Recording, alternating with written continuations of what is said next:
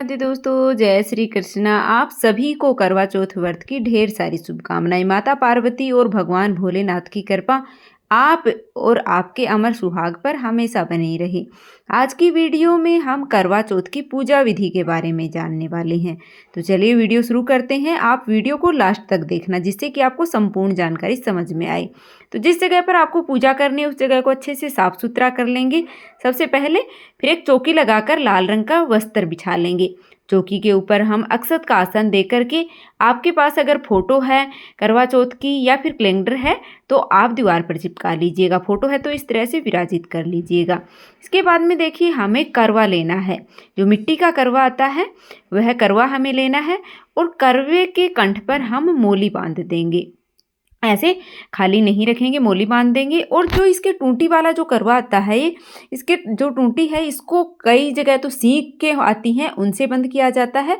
और मैं यहाँ एक डंडी लेकर के और उसमें कॉटन लपेट करके उससे बंद कर रही हूँ। फिर इससे को हम शुद्ध जल से भर लेंगे। शुद्ध जल से भर लेंगे। फिर इससे रात के समय जब हम करवा चौथ का अर्घ लगाते हैं, चंद्रमा की पूजा करते हैं, तो इससे अर्घ लगाते हैं। तो मिट्टी वाला करवा है इसको हम माता की ओर मुख करते हुए, जो टूटी वाला मुख है वो माता की ओर, करवा चौथ माता की ओर रखते हैं मुख करके। और इस तरह से हम रख देते हैं। देखिए करवा चौथ के दिन पूरे 16 श्रृंगार करके अच्छे से तैयार हो करके और फिर हमें यह व्रत करना चाहिए। इसकी कथा सुननी चाहिए, पूजा करनी चाहिए। मेहंदी आप एक दिन पहले ही लगा लें। आप नई साड़ी अगर नहीं लेकर आ पाते हैं तो आप अपनी शादी का जोड़ा पहन सकते हैं। या फिर जो बच्चों के टाइम जब बच्चे होते हैं तो पीली आता मायके से, वो आप ओढ़ करके पूजा कर सकते हैं। फिर हम एक मीठा करवा लेंगे। तो मीठा जो करवा है इसके ऊपर भी हम कंठ के ऊपर मोली बांध देंगे और तिलक कर देंगे। तो मैंने कंठ के ऊपर मोली बांध दिया है। तो एक करवा हमारा होता है, मीठा वाला जो करवा होता है यह हम बायने के रूप में निकालते हैं और इसको पार्वती माता का बोलते हैं करवा।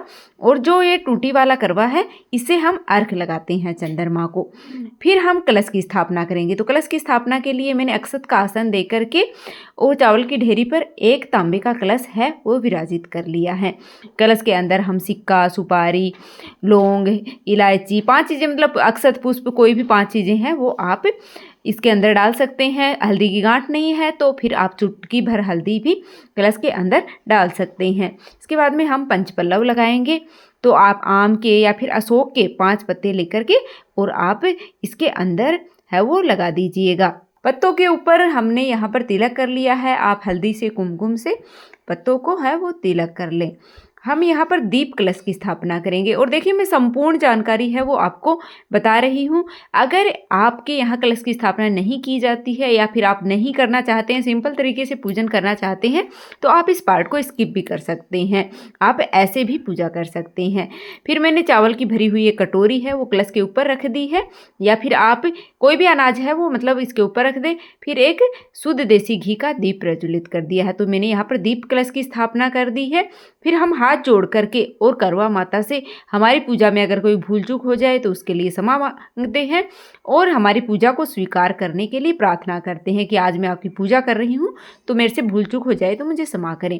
और देखिए गणेश भगवान की भी हम पूजा करते हैं। तो करवा चौथ माता की जो फोटो आती है इसके अंदर ही भगवान शिव जी की भी फोटो है और भगवान गणेश की भी। तो इनका पूजन भी हम यहीं पर साथ में ही कर लेंगे। तो सभी को मैंने भाव रूप में जल के छींटे लगाकर और स्नान करवा दिया है। फिर हम वस्त्र के रूप में कलावा समर्पित करेंगे। आप भगवान गणेश को, भगवान शिव जी को और करवा माता को, सभी को हम वस्त्र के रूप में कलावा समर्पित कर देंगे। अगर आपके पास चुनरी है तो आप चुनरी भी उड़ा सकते हैं। तो मैं यहाँ पर चुनरी भी है वो करवा माता को उड़ा रही हूँ। अगर चुनरी नहीं है तो कोई बात नहीं है, आप कलावा भी समर्पित कर सकते हैं। अगर आपको मेरी वीडियो थोड़ी सी भी अच्छी लगी है तो प्लीज़ वीडियो को लाइक करके चैनल को सब्सक्राइब कर लिया करो, जिससे कि आने वाली हर वीडियो की नोटिफिकेशन आपको मिलती रहे। फिर हम सभी को तिलक करते हैं। तो कुमकुम से हम तिलक करेंगे और भगवान जो गणेश हैं उनको भी कुमकुम से तिलक करेंगे, भगवान भोलेनाथ को चंदन से तिलक कर देंगे, करवा को भी तिलक कर देंगे, जो मिट्टी का करवा है उससे भी तिलक कर देंगे और जो कलश हमने स्थापित किया है उसको भी तिलक कर देंगे। फिर हम एक कटोरी अन्न की भर करके यहाँ पर रख देंगे। और देखिए जो करवा है इनके ऊपर आप कोई भी मिठाई रख सकते हैं, इनका जो ढक्कन है इसके ऊपर आप कोई भी मिठाई रख सकते हैं। अगर मिठाई नहीं है तो कोई बात नहीं है, आप बतासे भी रख सकते हैं। और जो आपको बायने के रूप में अपनी सासू जी को देना है उसको आप खील बतासे से या ड्राई फ्रूट से भर सकते हैं। फिर हम भोग के रूप में यहाँ पर मौसमी फलों का भोग लगा देंगे। आपके यहाँ अगर कोई मिठाई का भोग लगाया जाता है या कोई विशेष भोग लगाया जाता है तो वह भी आप लगा सकते हैं। इसके साथ ही हम सुहाग सामग्री है वो करवा माता को अर्पित करते हैं। कोई भी सुहाग सामग्री है 5, 7 या फिर 16 सुहाग की सामग्री आप अर्पित कर सकते हैं। और देखिए रात के समय जब हम चंद्रमा को अर्घ लगाते हैं तो उसके लिए हम छलनी, प्लेट वगैरह जो लेते हैं, लोटा, तो उनको भी हम इसी पूजा में रख लेंगे और इनको तिलक लगा देंगे। दिया हम रख लेंगे, मिट्टी का दिया है वो भी हम रख लेंगे, तो रात के समय हमें वो भाग दौड़ नहीं करनी पड़े, मतलब आसानी से सभी चीज़ें मिल जाएं। फिर हम बायना निकालते हैं। तो देखिए बायने के रूप में आप कोई भी साड़ी, सूट वगैरह जो भी आपके यहाँ पहना जाता है वो आप निकाल लीजिएगा। उसके ऊपर आप सुहाग की सामग्री है वो रख सकते हैं, खाने पीने की चीज़ें हैं, फ्रूट हैं, ड्राई फ्रूट हैं, और जो एक करवा होता है वह हमें बायने के रूप में सासू जी को देना होता है। अगर आपकी सासू जी सुहागिन है तो उनको दे दीजिएगा, या फिर आपकी ननद या जेठानी को, आप मतलब किसी भी सुहागिन महिला को यह बायना है वो दिया जाता है। आप इसके ऊपर सुहाग की कुछ चीज़ें अवश्य रख लें और साथ में ही मतलब चूड़ा है, बिंदी है, कोई भी सुहाग की चीज़ें आप रख सकते हैं। फिर हम पुष्प समर्पित करेंगे। अगर आपके पास पुष्प हैं तो आप समर्पित कर दीजिएगा, माला है पुष्पों की तो आप वो समर्पित कर दीजिएगा, नहीं तो आप ऐसे भी पूजन कर सकते हैं। इसके बाद में देखिए हम एक लोटा जल का समर्पित करते हैं और साथ में मैंने दक्षिणा भी समर्पित की है। आप यथासंभव दक्षिणा अवश्य रूप से समर्पित कर दें। और जो हम बायना निकालते हैं उसके ऊपर भी हम दक्षिणा अवश्य रूप से रखते हैं। फिर हम कथा सुनेंगे, तो कथा के लिए मैंने यहाँ पर गेहूं के दाने लिए हैं, आप चावल के या गेहूं के कोई भी दाने लेकर के, और कथा इस पूजा में मतलब अवश्य रूप से सुनी जाती है। फिर थोड़े से जो अक्षत हैं, गेहूं हैं, उनको मैंने जल के लोटे में डाल दिए, थोड़े से करवा माता को, बाकी अपने पल्लू के बांध लिए हैं ताकि इधर उधर मतलब है वो गिरे नहीं और हमें ढूंढने नहीं पड़े जिस समय हमें अर्घ लगाना होता है।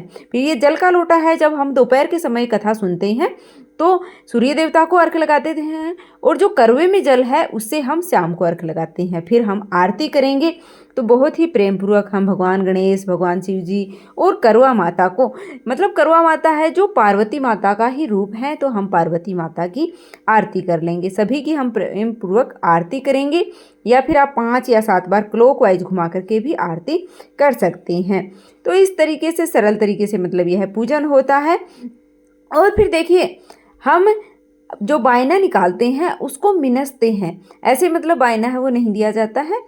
तो हाथ में थोड़ा सा जल लेकर के और पल्लू लेकर के 2 बार ऊपर से वार देते हैं, जिससे कि इसको मिनस करके फिर जिसको भी आपको देना है, जेठानी है, ननद है, सास है, किसी को भी आप देना चाहते हैं वो आप देख लीजिएगा। साथ में खाने पीने की चीज़ें हैं, आप शाम के समय कुछ बनाते हैं तो वो भी आप है वो दे सकते हैं। फिर हम करवे फेरते हैं। अगर आप देवरानी, जेठानी मतलब सबके साथ में पूजा कर रहे हैं तो आप वैसे करवे फेर सकते हैं।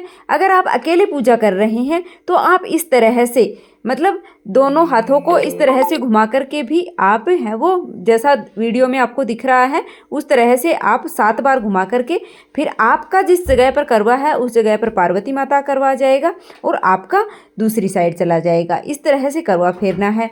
और अगर आपके यहाँ एक ही करवा रखा जाता है तो आप इस तरह से उठा करके पार्वती माता को छुआ करके वापस इस तरह से है वो करवा फेर सकते हैं। अगर एक ही करवा आपके यहाँ रखा जाता है तो आप वह देख लीजिएगा। फिर जो करवा है, मीठा जो करवा हमने लिया है वह हम बायने के साथ में मतलब जिसको भी बायना हम देते हैं उनको ये चीज़ें, सभी चीज़ें सुहाग की चीज़ें हैं, साड़ी सूट वगैरह है। अगर साड़ी सूट आप नहीं लेते हैं, आपकी पहली करवा चौथ है तो आपको अवश्य रूप से लेना चाहिए। अगर पहली करवा चौथ नहीं है तो फिर आप ब्लाउज पीस या फिर दक्षिणा वगैरह कुछ भी आप ले सकते हैं, छोटी चुनरी भी ले सकते हैं आप, चुन्नी वगैरह कुछ भी आप ले सकते हैं। तो ये, और फिर हम सुहाग लेते हैं, पार्वती माता से सुहाग लेते हैं।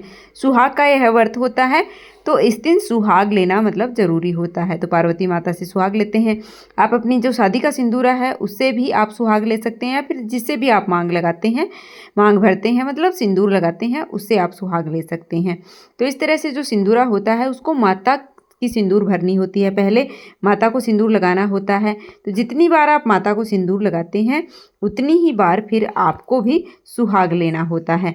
तो जितनी बार आपने लगाया है आपको याद रखना है कि आप 2 बार लगा रही हैं, 5 बार लगा रही हैं या 7 बार लगा रही हैं, इतनी बार लगाना होता है। 1 या फिर 3 बार 4 बार ऐसे नहीं लगाना होता है।